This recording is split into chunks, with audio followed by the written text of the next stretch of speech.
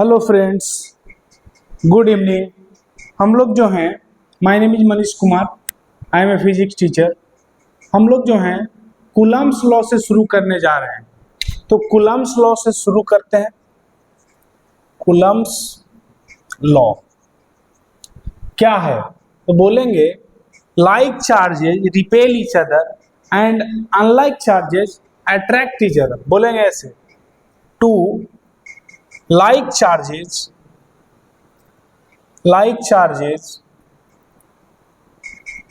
repel each other and two unlike charges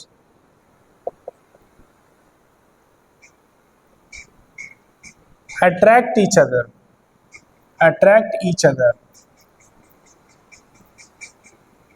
The force of attraction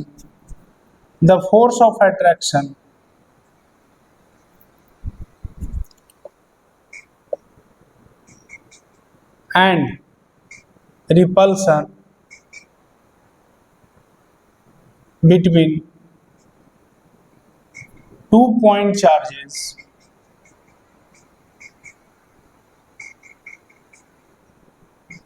is directly proportional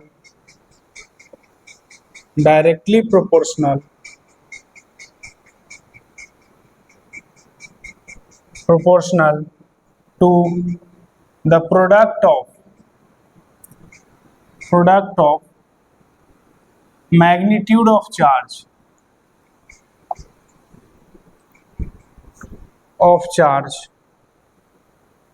and inversely proportional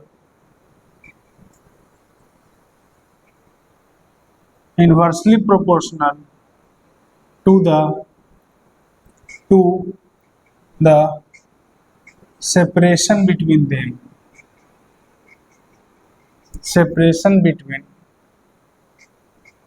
them।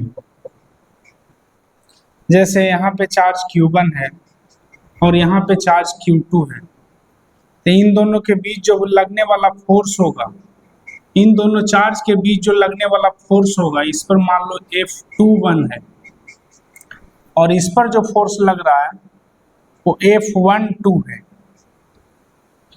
पूछा जाए F12 क्या है, तो बोलेंगे force on one due to to.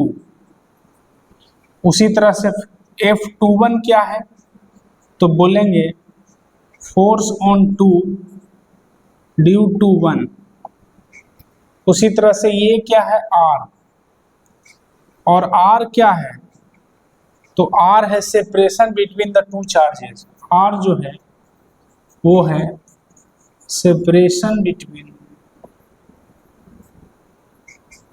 The two charges.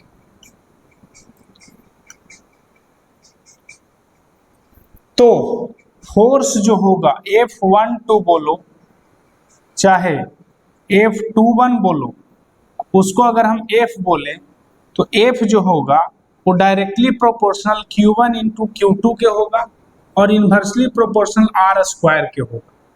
तो यहीं से force जो हम लोग लिखेंगे K Q1 into Q2 by R square. पूछा जाए K क्या है, तो K जो है वो एक कांस्टेंट है, तो उसके बारे में भी लिखते हैं। पहले इतना इसका स्क्रीनशॉट ले लीजिए।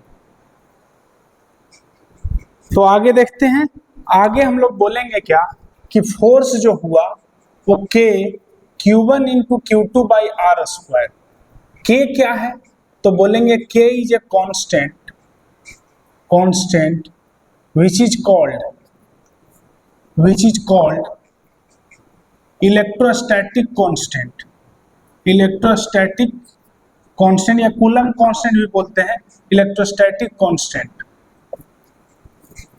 अब अगर बात करें कि K का वैल्यू निकलेगा कैसे, तो 2 यूनिट कूलम के चार्ज को अगर यूनिट सेपरेशन पे रख दे तो फोर्स का जो वैल्यू है वो K के इक्वल हो जाएगा।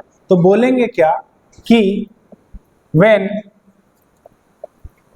2 unit coulomb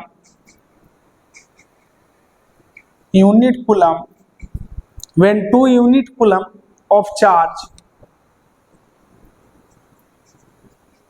are separated by unit distance, then the electrostatic force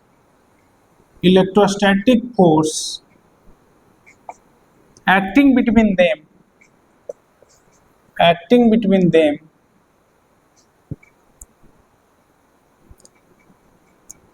is equal to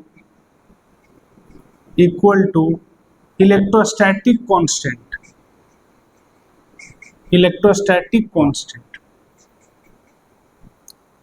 तो ठीक है, यहां तक तो सीख गए। अब अगर बात करें वैक्यूम के लिए, तो फॉर वैक्यूम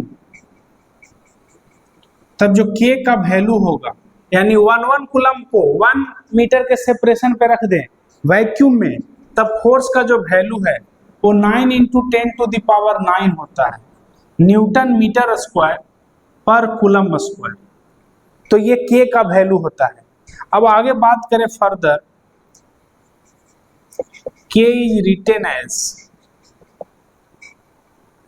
एज K को हम लोग लिखते हैं 1/4 पाई एप्सिलॉन, ठीक ना, एप्सिलॉन, ठीक है। तो यहाँ पे एप्सिलॉन क्या हो जाएगा, तो 1/4 पाई की। कोई पूछे एप्सिलॉन क्या है, तो बोलेंगे एप्सिलॉन जो है वो परमिटिविटी जो है, ठीक ना, यहाँ पे बोलेंगे epsilon is another constant which is called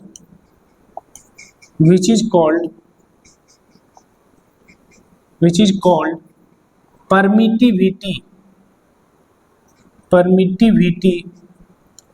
of given medium। तो यहां तक तो सीख गए। अब हम लोग बात करें फॉर वैक्यूम, ठीक ना। अब हम लोग बात करें फॉर वैक्यूम के लिए, अगर बात करें तब हम लोग K को कैसे लिखेंगे, तो K लिखते हैं 1/4 पाई एप्सिलॉन नॉट। यहाँ पे एप्सिलॉन नॉट क्या है, तो epsilon nought is called permittivity of vacuum, ठीक है। तो यहां तक लिखिए, फिर हम लोग आगे बात करते हैं, नोट करिए। अब देखो जी, अगर एप्सिलॉन नॉट का वैल्यू निकाले तो कैसे निकालेंगे, तो epsilon nought is equal to क्या पढ़े, तो 1/4 पाई K और 1/4 पाई इंटू K का वैल्यू वैक्यूम के लिए 9 × 10⁹ होता है। अब इसका वैल्यू निकालेंगे तो 8.85 × 10⁻⁻12, और ये क्या हो जाएगा, तो कूलम स्क्वायर पर न्यूटन मीटर स्क्वायर, यही हो जाएगा एप्सिलॉन नॉट का वैल्यू, ठीक है। अब हम लोग पढ़ते हैं coulomb force in vector form. तो ठीक है, मान लेते हैं यहाँ चार्ज Q1 है और यहाँ पर चार्ज Q2 है। इस पर जो फोर्स लगा, समझना, ये जो है ये R वेक्टर है, R वेक्टर। कोई पूछे R क्या है, तो पोजीशन वेक्टर है, पोजीशन वेक्टर ऑफ 2 है ना, या Q2 with respect to Q1, ठीक है। अब इस पर अगर फोर्स देखें तो फोर्स इधर लगेगा,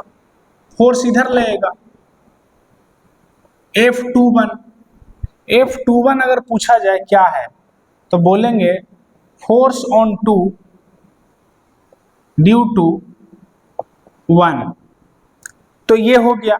अब अगर फोर्स का वैल्यू पूछा जाए F21 कितना होगा, तो देखो वेक्टर में अगर लिखेंगे तो कितना लिखेंगे, तो KQ1 × Q2 by R square. यहाँ पे वेक्टर में जब लिखेंगे तो Q1 अगर पॉजिटिव हो तो पॉजिटिव लिखेंगे, Q2 अगर पॉजिटिव है तो पॉजिटिव लिखेंगे, अगर निगेटिव है तो निगेटिव लिखेंगे। यहाँ पे R कैप दे देंगे। R कैप क्या है, तो बोलेंगे R cap is a unit vector which indicates the direction of force, ठीक है। तो इसी को फर्दर लिख सकते हैं कि F21 जो होगा वो क्या होगा, तो KQ1 × Q2 by R square, और इस R कैप को लिख दो R vector divided by R का मॉड। तो यहाँ पे बोलेंगे क्या कि फोर्स जो होगा F21 जो होगा वो कितना होगा, तो 1/4 pi epsilon naught Q1 into Q2 by r cube into r vector, ऐसे भी बोल सकते हैं। तो देखो बोलेंगे क्या, फोर्स का जो डायरेक्शन होगा वो किधर होगा, तो बोलेंगे आर वेक्टर के डायरेक्शन में होगा या आर कैप के डायरेक्शन में होगा, लेकिन कब, जब Q1 इंटू Q2 पॉजिटिव हो। तो इसका मतलब हम लोग ये सीखे, बोलेंगे if Q1 into Q2 is positive, अगर Q1 इंटू Q2 पॉजिटिव हुआ तो फोर्स का जो डायरेक्शन होगा वो आर कैप के डायरेक्शन में होगा, आर कैप के डायरेक्शन में होगा। If product of Q1 and Q2, Q1 into Q2 is negative, अगर ये निगेटिव हुआ तब फोर्स का जो डायरेक्शन है वो अपोजिट होगा आर कैप के डायरेक्शन से। तो उम्मीद है यहां तक समझ गए होंगे, यहां तक आप लिखिए फिर आगे पढ़ते हैं। अब आते हैं unit of permittivity, unit of permittivity क्या होगा। तो पहले याद करिए परमिटिविटी कैसे लिखे थे, तो यूनिट क्या होगा, तो जैसे फोर्स क्या होता है, तो 1/4 pi epsilon Q1 into Q2 by r square. तो यहाँ से एप्सिलॉन क्या हो जाएगा, तो 1/4 pi F Q1 into Q2 by r square. तो यूनिट ऑफ एप्सिलॉन क्या होगा, तो Q1 इंटू Q2 तो कूलम स्क्वायर, पर फोर्स का न्यूटन मीटर स्क्वायर, तो यही हो गया यूनिट। अब अगर डायमेंशनल इक्वेशन का बात करें तो डायमेंशनल इक्वेशन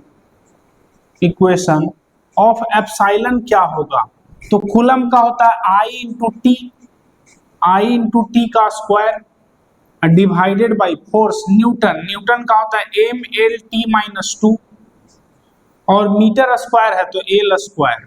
अब इसको अरेंज करेंगे तो m पर पावर -1, L पर पावर -3, T पर पावर 4 और I पर पावर 2, यही हो जाएगा डायमेंशनल इक्वेशन ऑफ एप्सिलॉन या परमिटिविटी। तो ठीक है, यहां तक लिख। आगे हम लोग सीखते हैं लिमिटेशन ऑफ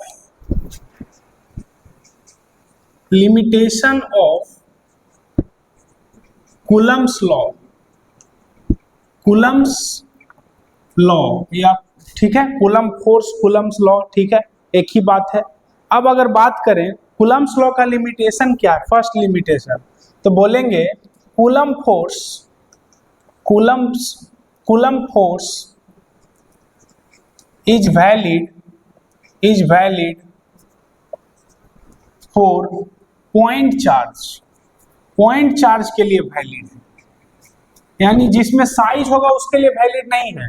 हाँ, लेकिन अगर बात करें, अगर दो ऑब्जेक्ट है, इस पर चार्ज Q1 है, इस पे चार्ज Q2 है, इसका रेडियस अगर a हो, इसका रेडियस अगर a हो, इसका रेडियस अगर a हो, इसके सेंटर के बीच का सेपरेशन अगर r है और r is very very greater than a, if r is very very greater than a, then coulomb force is valid, coulomb force is valid, तब कूलम फोर्स क्या होगा, वैलिड होगा।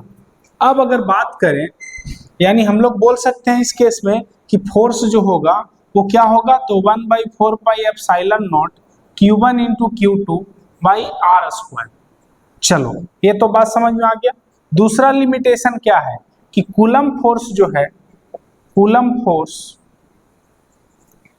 Is valid for fixed charge जो move करता रहेगा उसके लिए coulomb force valid नहीं है, ठीक है। अब थर्ड नंबर में आते हैं, बोलेंगे क्या, coulomb force is not valid coulomb force is not valid for the separation, coulomb force is not valid for the separation less than average radius of nucleus और फर्मी मीटर